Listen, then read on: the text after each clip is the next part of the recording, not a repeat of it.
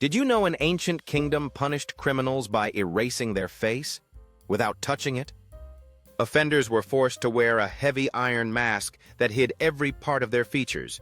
They couldn't speak. They couldn't eat properly. Nobody in the city was allowed to look at them. The idea wasn't to harm the body, but the soul. Victims eventually forgot their own reflection and stopped responding to their own name. It's one of history's cruelest psychological punishments. The Iron Mask was not just a prison. It was a statement. It stripped away individuality, leaving only despair in its wake.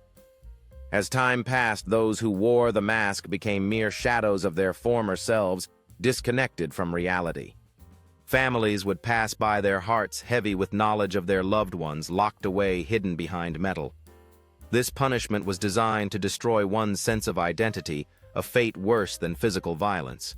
Legends tell of those who entered the mask, never to return, their spirits lost within the confines of their own minds.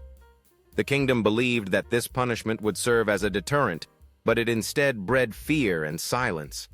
Citizens whispered tales of the masked figures, shunned and forgotten, lingering in the darkness. Families mourned silently for their loved ones who had once been vibrant, now mere shadows forever altered by the cruel hand of the law.